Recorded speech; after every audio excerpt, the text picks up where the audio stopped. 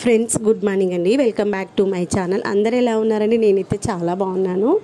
ఈరోజు వీడియో ఏంటంటే egg biryani versus egg fried rice. మీలో ఎంతమందికి ఎగ్ బిర్యానీ అంటే ఇష్టం, ఎగ్ ఫ్రైడ్ రైస్ అంటే ఇష్టం? రెండిట్లో ఏది ఇష్టం, ఏది ఈజీగా చేయగలుగుతాం అనుకుంటున్నారు? నేనైతే ఎగ్ ఫ్రైడ్ రైస్ చేయడం ఈజీ అనుకుంటాను. ఎగ్ ఫ్రైడ్ రైస్ నేను ఏ ప్రాసెస్ చేస్తానంటే, ఎగ్ కర్రీ ఎలా అయితే చేసాం, ఎగ్ కర్రీ చేసిన తర్వాత ఎగ్ కర్రీ మొత్తం మంచిగా ఫ్రై అయిన తర్వాత అప్పుడు రైస్ని పొడి పొడిగా చేసుకొని దాన్ని కలిపేస్తాను. అది ఎగ్ ఫ్రైడ్ రైస్ అయిపోతుంది. తర్వాత ఎగ్ బిర్యానీ అంటే మరొక ప్రాసెస్.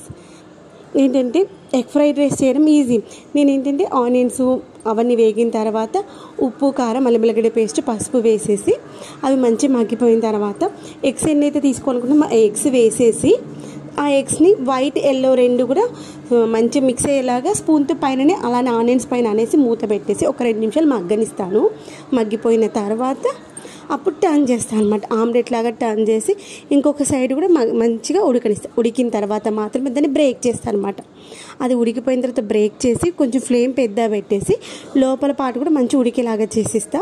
అలా మంచిగా ఉడికిపోయిన తర్వాత కొత్తిమీర వేసుకొని, కొంచెం గరం మసాలా వేసుకొని, తర్వాత కొంచెం కొత్తిమీర పౌడర్ వేసుకొని, తర్వాత మనం అన్నాన్ని ఉడికించి పెట్టుకుంటే కదా ముందుగానే, అయితే ఇక్కడ అన్నం ఉడికించుకున్నప్పుడు కొంచెం పొడి పొడిగా చేసుకోవాలి. అన్నము మరి మెత్తగా ఉంటుంది. అలానే ఆయిల్ వేయాల్సిన అవసరం ఏం లేదు.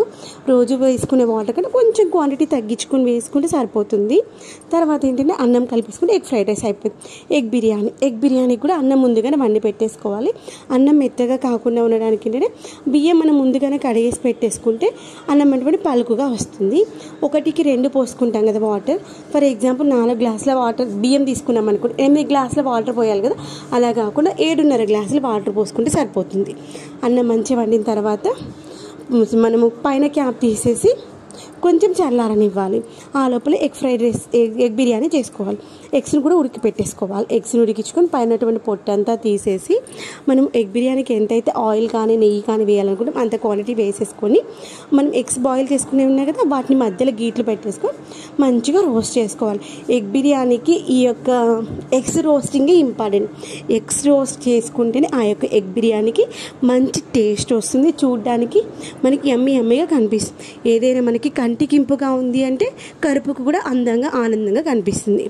ఆటోమేటిక్గా కంటికి మంచిగా కనిపిస్తుంటే కడుపు నిండుగా తింటాం కదా. ఏమంటారు, అవునా కదా? అప్పుడు ఎగ్స్ మంచిగా రోస్ట్ చేసుకున్న తర్వాత అన్ని వైపులా మంచి అటు ఇటు తిప్పుతూ రోస్ట్ చేసుకొని, అవి రోస్ట్ అయిన తర్వాత అదే ఆయిల్లో ఉప్పు, కారం, పసుపు వేసి మరొక 2 నిమిషాలు రోస్ట్ చేసేసి ఆ ఎగ్స్ని తీసేసి మనం ఆల్రెడీ అన్నం వండి పెట్టుకున్నాక దాంట్లో పెట్టేసుకోవాలి. ఎందుకంటే మళ్ళీ ఎగ్స్కి ఆయిల్ ఉంది కదా, దానికోసం మళ్ళీ ఇంకొక ప్లేట్ ఎందుకు వేస్ట్, ఇంకో బౌల్ ఎందుకు వేస్ట్? అదే రైస్ పైన పెడితే ఆయిల్ అనేది మళ్ళీ అక్కడిక్కడ అంటదు. మళ్ళీ ఇంకొక గిన్నె తోమాల్సిన అవసరం లేదు. ఇప్పుడు ఎగ్స్ తీసిన తర్వాత మిగిలిన ఆయిల్ ఉంది కదా, అదే ఆయిల్లో మనము ఆల్ స్పైసెస్ తీసుకోవాలండి. బిర్యానీలో తీసుకునేటువంటి లవంగము, చెక్క, పట్ట, బిర్యానీ ఆకు, బిర్యానీ ఫ్లవరు, అనాస పువ్వు అవన్నీ వేసేసుకొని అవన్నీ ఫ్రై అయిన తర్వాత పుదీనా వేసేసుకొని, ఉల్లిగడ్డలు కట్ చేసుకున్నాక ఉల్లిగడ్డలు కూడా వేసేసుకొని ఇవన్నిటిని మంచిగా గోలనివ్వాలి. ఇవన్నీ మంచిగా గోలడానికి కొంచెం సాల్ట్ వేసుకుంటే ఆనియన్స్ తొందరగా ఫ్రై అయిపోతాయి.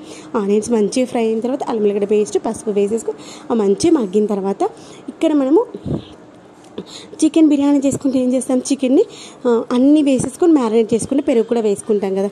ఇక్కడ ఎగ్స్ కూడా మనకి కొంచెం గ్రేవీ లాంటిది ఉండాలి కదా, దానికోసమని టమాటాస్ తీసుకుంటాం అనమాట.